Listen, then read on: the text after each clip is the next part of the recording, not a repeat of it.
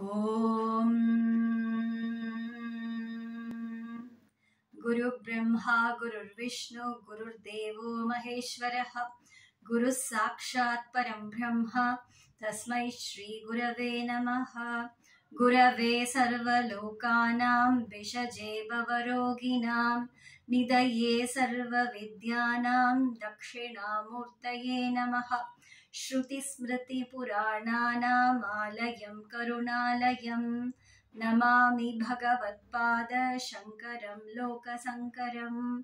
अपार करुणा सिन्धुं ज्ञानदं शान्तरूपिणं श्रीचन्द्रशेखर गुरुं प्रणमामि हुदान्वहम्। सदाशिवसमारम्भां शङ्कराचार्यमध्यमाम् अस्मदाचार्यपर्यन्तां वन्दे गुरुपरम्पराम्। नमामि धन्वन्तरिमादिदेवं सुरासुरैर्वन्दितपादपद्मं लोके जरारुग्भयमृत्युनाशं दातारमीशं विविधौषधीनाम्। ॐ शान्ति शान्ति शान्तिः। अभी हम लोग ये श्लोक देखना चाहते हैं जो अष्टांग हृदय का पहला अध्याय का पहला श्लोक, मंगल श्लोक के बाद ये श्लोक है पहला श्लोक, उसको देखने चाहते हैं। उसके पहले ये ऐसे प्रारंभ वाग्भट महर्षि ऐसे प्रारंभ करते हैं, अथा तो आयुष्कामीयम अध्यायम व्याख्यास्यामः। इसके बाद अतः हम लोग ये आयुष्कामी अध्याय के बारे में व्याख्यान करेंगे, इसे वाग्भट आचार्य ने बताया है। इसीलिए ये पहला जो पंक्ति है, पहला लाइन है, उसको पहले उसका जो अर्थ है वो उसको हम लोग देखेंगे। वैसे अथा तो अथ शब्द ऐसे जो भी शास्त्र है वो पहला अथ शब्द से ही शुरू होता है। अथा तो ब्रह्म जिज्ञासा, ऐसे जो ब्रह्म सूत्र है ऐसे शुरू होता है। उसके बाद हमारा योग सूत्र कैसे शुरू होता है, अथ योगानुशासनम ऐसे शुरू होता है। और ऐसे जो धर्मशास्त्र है, अतो धर्म जिज्ञासा, धर्म के बारे में क्यूरियोसिटी, धर्म के बारे में हम लोग जानना चाहते हैं। ऐसे जो भी शास्त्र है अथ शब्द से ही शुरू होता है। अथ शब्द इसका जो मतलब है वो हम लोग जानेंगे। अथ means hereafter, now we will propound on. अथ means now hereafter, इसके बाद ऐसा अर्थ, नेक्स्ट वैसे भी अर्थ होता है। अथ शब्द इसका केवल अर्थ का इम्पोर्टेंस नहीं है, ये जो शब्द है ये अतीव मंगल शब्द है। जो भी हम लोग शुरू करेंगे मंगल शब्द से ही शुरू करेंगे। क्यों? मंगल प्राप्ति होने के लिए मंगलवाचक बताएंगे। ये जो मंगलवाचक है इसका जो वाइब्रेशन है, इसका जो वाइब्स है वो वेरी पॉजिटिव होता है। इसीलिए हमेशा अथ शब्द से ही शास्त्र को शुरू करते हैं। ऐसे एक श्लोक है, ओंकारश्च अथ शब्दश्च द्वावेतौ ब्रह्मण पुरा कंठं भित्वा विनिर्यातौ तस्मात् मांगलिकौ उभौ। ऐसे एक श्लोक में बताया गया है ये जो ओंकार है और अथ शब्द है ये दोनों अतीव मंगलदायक है, ये मंगलवाचक है। ऐसे इसका जो अर्थ के अलावा उसका साउंड वाइब्स का इम्पोर्टेंस होता है। जैसे वेद में वेद का अर्थ भी होता है, फिर भी वेद का जो शब्द है, शब्द तरंग है, साउंड वेव्स है, फ्रीक्वेंसी है और उसका मीटर है, वो सब क्या करता है, हमको अच्छी चीज पहुंचता है, वो हमको मंगल देता है। इसीलिए हम लोग क्या करते हैं, वेद का पारायण करते हैं। स्पेशली इस कृत्तिका मास में ये जो नेगेटिव एनर्जी ज़्यादा होता है ऐसा बोलते हैं, इसीलिए इस महीने में ज़्यादा से ज़्यादा वेद का पारायण सभी मंदिर में वेद का पारायण होता है। अभी हमारा साउथ इंडिया में अभी इस महीने में वेद का पारायण ज़्यादा होता है, क्योंकि इस मास में नेगेटिव एनर्जी होता है ऐसे बोलते हैं। इसलिए ये जो शब्द तरंग है ये हमको रक्षण करता है। और वेदम रक्षति रक्षितः, जो वेद का रक्षण करते हैं उसका वेद रक्षण करते हैं। ऐसा जो साउंड वाइब्स है उससे ये हमको प्रोटेक्शन देता है। इसीलिए वैसे ही ये जो अथ शब्द है, वैसे ओंकार शब्द है, उसको सुनने मात्र हमको शांति मिल जाता है। ऐसे जो मंगलवाचक से ऐसे प्रारंभ होता है हमारा शास्त्र, आयुर्वेद शास्त्र पढ़ना शुरू किए हैं हम लोग। इसीलिए मंगल रूप से divine, this is a divine science, इसलिए डिवाइन बोलते हैं। और ऐसे डिवाइन साइंस, डिवाइन रूप में हम लोग अभी शुरू किए हैं, पढ़ना शुरू किए हैं। ये बहुत अच्छी बात है, ये हमारा भाग्य है। इसको पढ़ना और सुनना और सुनाना सब कुछ अच्छा लगता है। इसीलिए हम लोग अभी शुरू करते हैं। और ये कैसे आया, ये जो शास्त्र है उसको हम लोग शास्त्र क्यों पढ़ेंगे? शास्त्रति अनेन इति शास्त्रम, हमको रूल करता है, प्रॉपर वे में हमको रूल करता है, इसीलिए शासन करता है, इसीलिए हम लोग शास्त्र को पढ़ते हैं। शास्त्रति, शासनात् शास्त्र। ऐसे ही कृष्ण जी ने बताया गया है, लॉर्ड कृष्णा ने बताया है, तस्मात् शास्त्रम प्रमाणन्ते कार्याकार्य व्यवस्थितो। एक बार अर्जुन ने पूछा, मुझे बहुत कन्फ्यूजन हो रहा है, मुझे क्या करना चाहिए क्या नहीं करना चाहिए, वो सब मैं नहीं समझता हूँ, कृपया आप बता दीजिए मुझे क्या करना है, बहुत कन्फ्यूजन हो रहा है। ऐसा करके अर्जुन ने पूछा कृष्ण जी से, और कृष्ण जी ने बताया, अपने मनमर्जी काम मत करो, मनमर्जी काम में करो। अगर आप मनमर्जी से काम करते तो क्या होता है, आप फॉल हो जाते हैं, आप नीचे गिर जाते हैं। इसीलिए आप मनमर्जी से काम नहीं कर सकते, आपको क्या करना है क्या नहीं करना है, ऐसे शास्त्र देखो, शास्त्र में क्या बताया है, उसको देख करके आप काम करो, ऐसे कृष्णा जी ने बताया। इसीलिए हम लोग को हमेशा शास्त्र को पढ़ना चाहिए, ऐसे आयुर्वेद शास्त्र और योग शास्त्र और धर्म शास्त्र, ये सब पढ़ेंगे, नहीं तो जिसको आता है उन लोग से सुनेंगे। इसलिए वैसे हम लोग किए तो हमका रक्षण होता है, हमका सुख जीवन होता है। नहीं तो हम लोग जो इच्छा, हम लोग जो पसंद आते हैं उसको खाते जाते हैं, बीमार पड़ जाएंगे। भोगे रोग भयम, जो भी अच्छा लगता है एंजॉय करो, एंजॉय करते जाओ, उसके बाद बीमार आ जाएगा। इसीलिए हमको आयुर्वेद का ज्ञान होना चाहिए, जिसको भी शरीर है वो सभी लोगों को इस शास्त्र को पढ़ना अतीव मुख्य है। बॉडी माइंड को कॉम्प्लेक्स को मैनेज करना इजी नहीं है, ये संसार है, ये संसार सागर को कैसे पार करेंगे, शास्त्र उसके लिए हेल्प करता है। इसलिए हमको शास्त्र पढ़ते हैं, और ये शास्त्र को ध्यान देके हम लोग पढ़ेंगे। ये शास्त्र कैसे आया?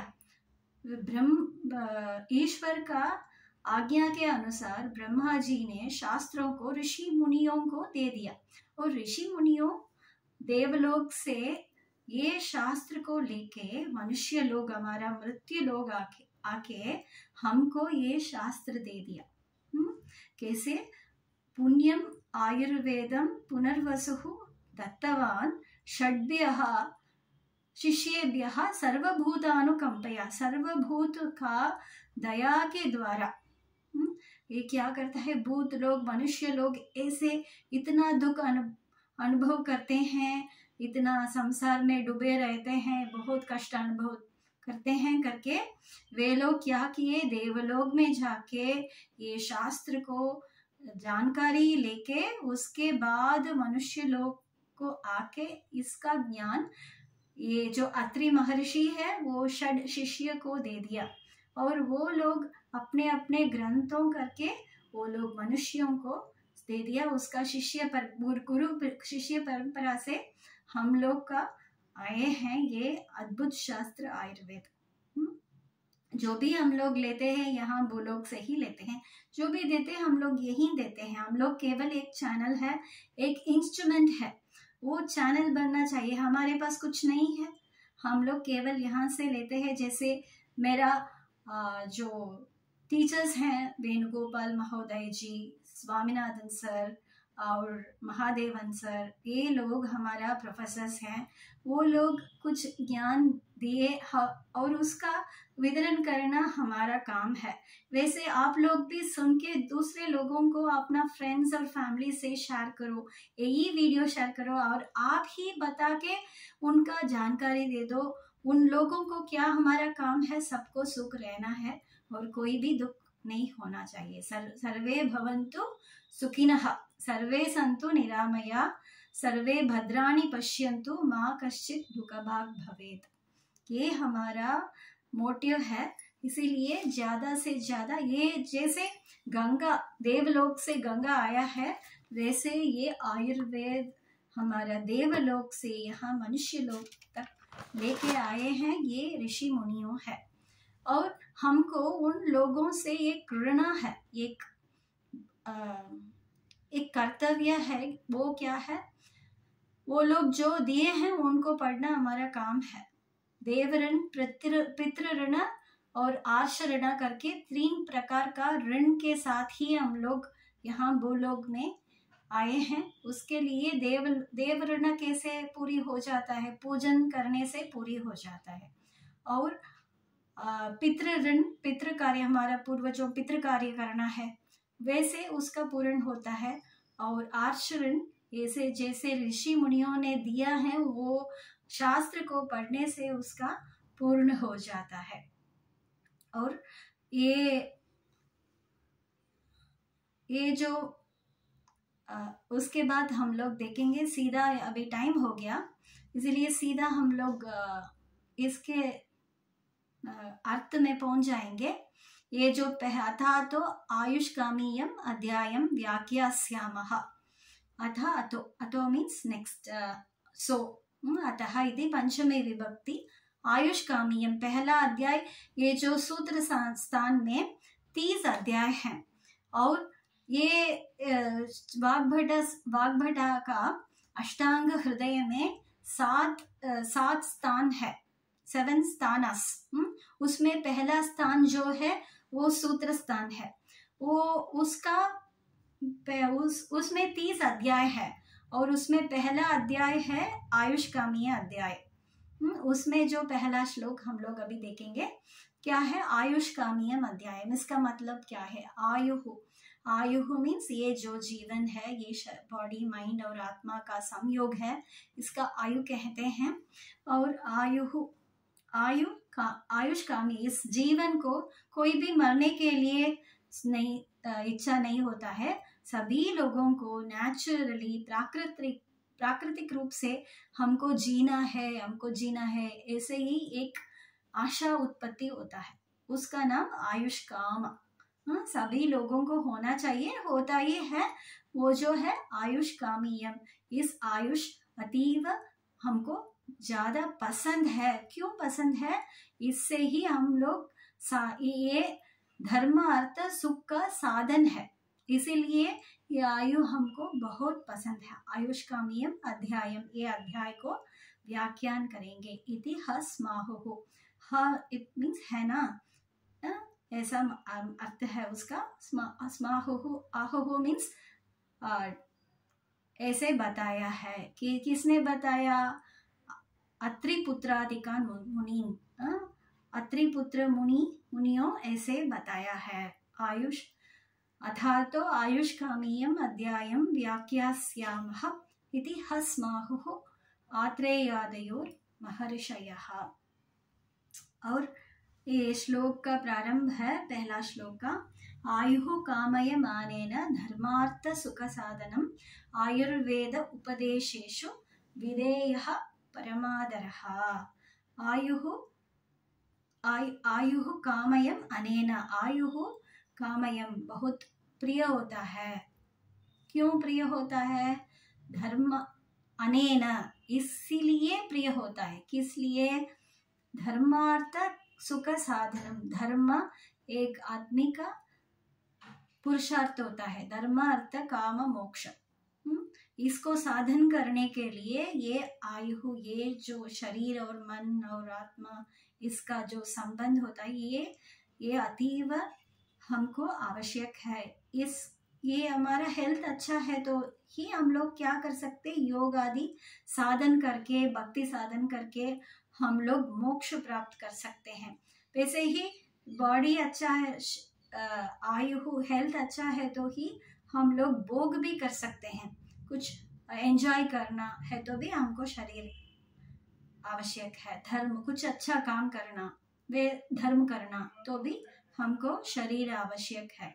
धर्म अर्थ सुख साधनम, सुख हैप्पीनेस, हमको जो पसंद है उसको करने के लिए भी ये आयु आवश्यक है। धर्मार्थ सुख साधनम, ये जो आयुष के लिए हम लोग, कई लोग क्या करते हैं, आयुष होम करते हैं। ये पहला वर्ष में करते हैं, हर साल भी कर सकते हैं। ऐसा एक परंपरा है जो 60 वर्ष में करते हैं या 80 वर्ष में करते हैं। वैसे आयुष होम करना भी हमारा परंपरा में है।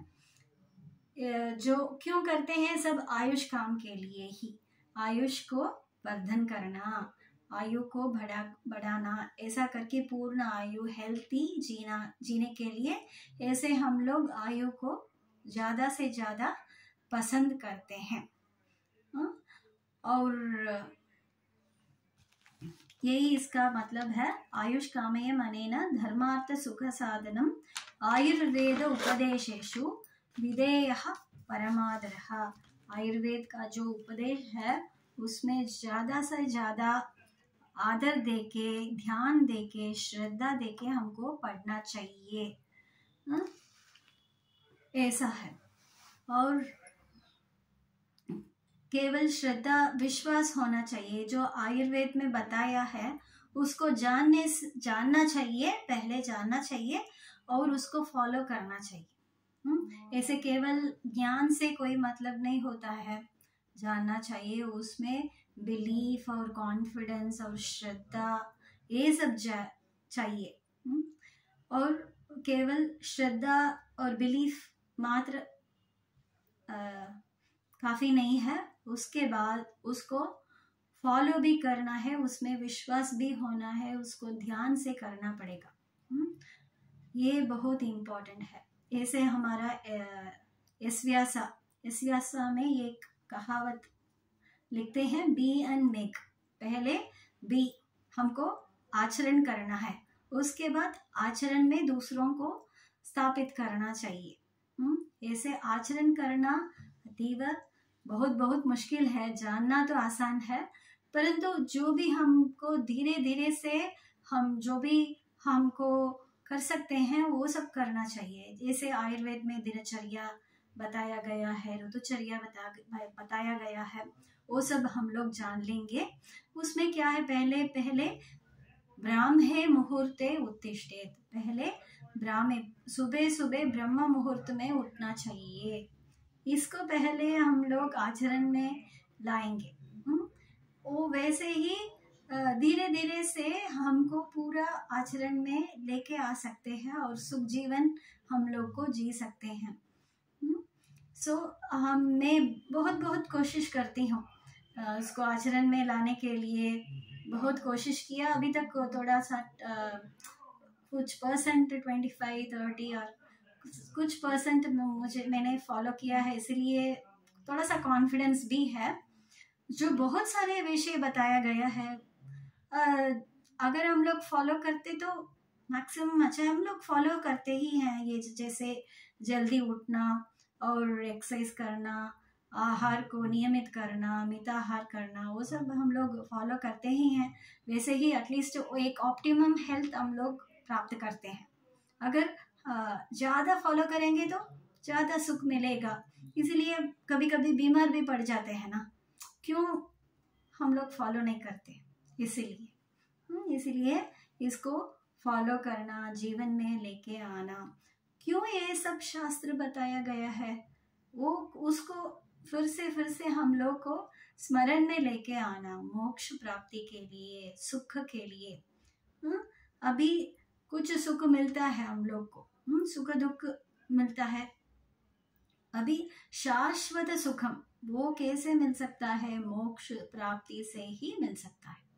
मोक्ष प्राप्ति के लिए ही ये सब शास्त्र हमको दिया है। वैसे हाँ, पाप पुण्य दोनों है, पाप भी एक बंधन है, पुण्य भी एक बंधन है। हम पाप करने से दुख ही आएगा, और पुण्य करने से सुख आएगा, वो भी एक बंधन है। पुण्य करने से क्या होगा, स्वर्ग प्राप्ति। अगर क्षीणे पुण्य मृत्यु